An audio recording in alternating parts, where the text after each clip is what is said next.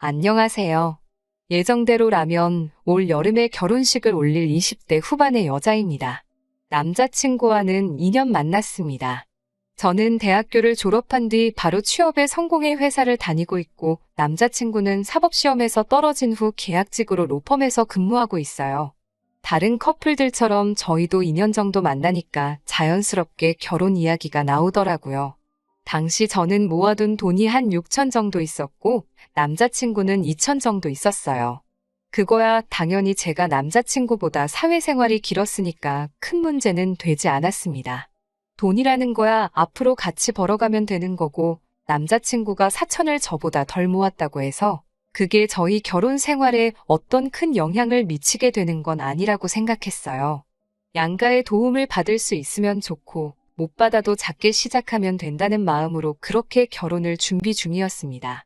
그리고 남자친구의 전세 계약이 4월에 끝난다고 하더라고요. 그래서 그러면 어차피 결혼하면 같이 살 거니까 집 문제부터 해결하는 게 좋겠다 싶어서 집부터 알아보기 시작했습니다. 그리고 2주 전 저희 둘의 예산으로 해결할 수 있는 소형 아파트를 하나 찾았습니다. 집 주인이 다른 아파트에 입주를 해야 해서 빨리 매매를 해야 하는 상황이라 가격도 시세보다 낮게 나온 정말 황금 매물이었어요. 저는 일단 제 돈으로 계약금을 걸면서 일을 진행시켰습니다. 그리고 이를 알게 된 남자친구도 너무 잘 됐다면서 일단 제가 진행을 하면 자기가 한 번에 자기가 내야 할 돈을 보내줄 테니 그 돈으로 잔금을 치르자고 하더라고요.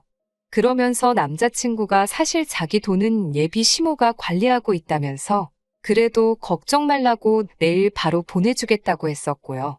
저도 사회생활 시작하고 처음에 한 1년 정도는 친정아버지가 대신해서 관리해 주셨기 때문에 전혀 이상하다 생각하지 않았습니다. 안심하고 기다렸어요. 다음날 약속한 시간에 부동산에 도착했는데 예비 시모한테서 돈도 오지 않았고 연락도 닿지 않았어요. 워낙 소형 아파트 매물이 귀하다 보니 다른 사람도 계약을 하겠다고 기다리고 있다고 했고요. 그 말을 들으니 마음이 급해졌습니다. 어쩔 수 없이 친정아버지께 도움을 요청했고 친정아버지의 노후 자금으로 일단 잔금을 치를 수 있었습니다. 당연히 남자친구에게 이게 어떻게 된 일이냐고 따졌지만 남자친구도 잘 모르겠다면서 미안하다며 예비 시모에게 당장이라도 빨리 돈을 보내라고 하겠다고 하더군요.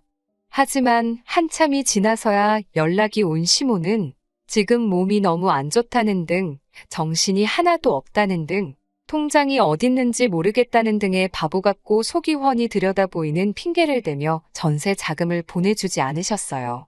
그래서 저는 돈을 받지 못한 상황에서 살림을 합치게 되었습니다.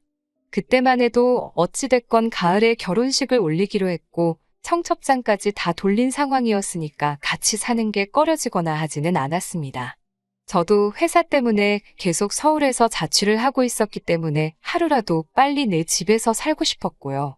그런데 문제는 저희 둘이 살림을 합치고 얼마 되지 않아서부터 예비 시모가 자주 집을 찾아왔습니다.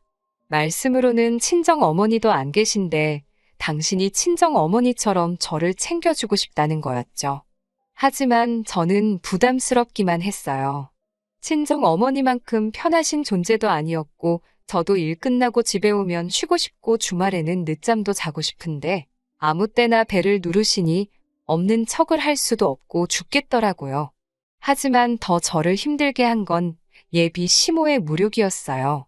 예비 시모는 저희 집에 올 때마다 이번에는 뭐가 바뀌었니 뭘 샀니 하시면서 집안의 물건들을 꼼꼼히 살피셨어요.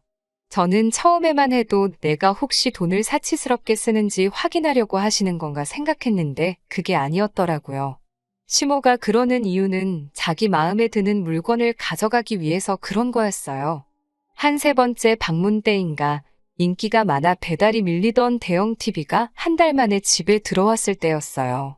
시모는 소파에 앉아 TV를 보면서 이게 그 광고하는 신상 TV냐며 아이고 너무 좋다를 연신하시더니 나는 이런 TV를 언제 가져보나 딸 있는 집들은 이런 것도 지들 엄마 척척 사준다던데 라고 하시며 계속 나도 이런 TV 하나 있으면 집에만 있어도 하나도 안 심심하겠다는 소리를 하시더라고요. 계속 듣고 있자니 민망해 죽겠는데 남자친구가 제 눈치를 쓱 보더니 그럼 엄마 며칠 가져가서 써보고 맘에 들면 살지 어쩔지 생각해보세요. 이러는 거예요. 그래서 제가 놀라서 자기야 그럼 우리는 뭘로 TV 봐 하니까 우리는 핸드폰도 있고 딴 걸로 봐도 되잖아 이러는 거예요. 시모가 TV를 차에 싣고 떠난 뒤 제가 남자친구에게 저렇게 드리고 어떻게 돌려받냐고 하니까 뭘 돌려받냐면서 우리가 하나 새로 사면 되지 이러는 거예요.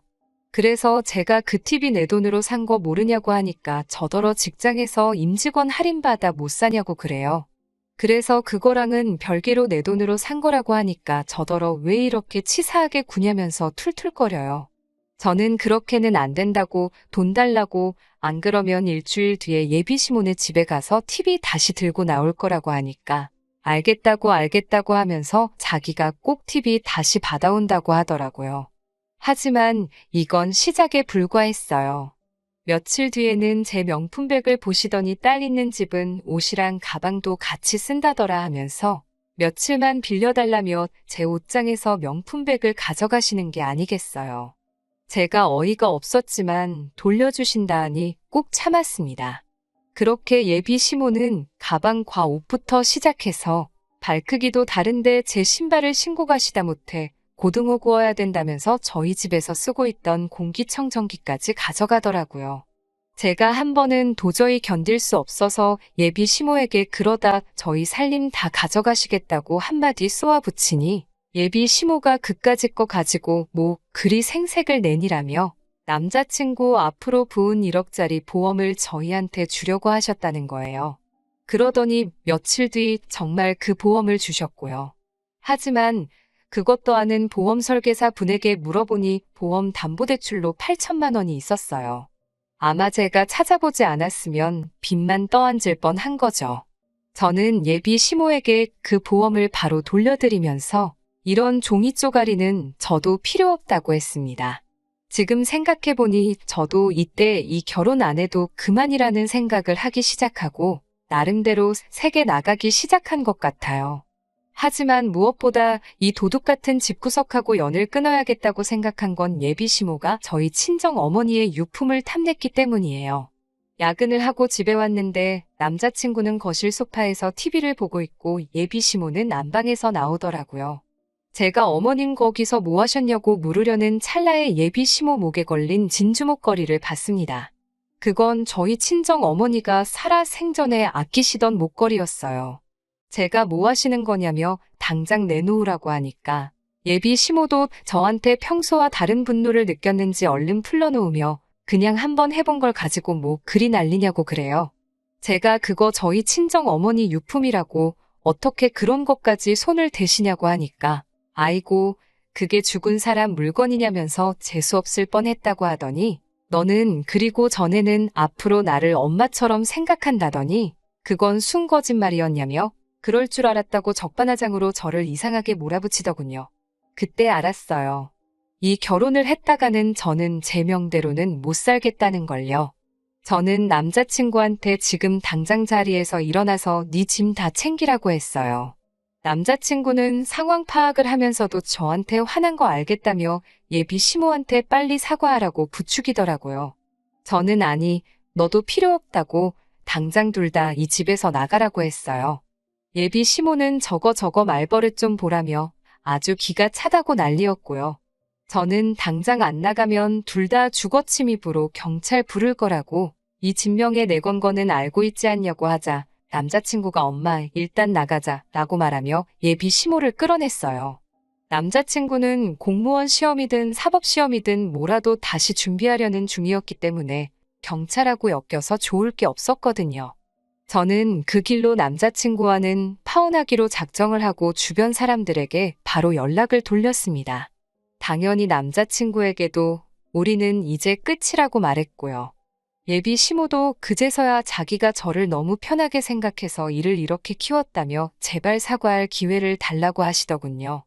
앞으로 평생 딸보다 더 소중하게 대하겠다고 말만 번지르르하게 늘어놓았지만 제가 한 번 속지 두 번 속나요.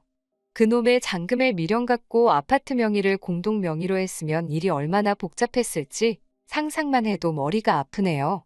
그래도 덕분에 얼떨결에 아파트가 하나 생기고 그 아파트도 그 사이에 돈이 올라서 마음의 위로가 살짝 되긴 합니다. 비록 30살 전에 결혼하고 싶었던 꿈은 이룰 수 없게 되었지만 그래도 제대로 인생 공부했다 치고 더 좋은 사람 만날 때까지 열심히 살고 있으려고요.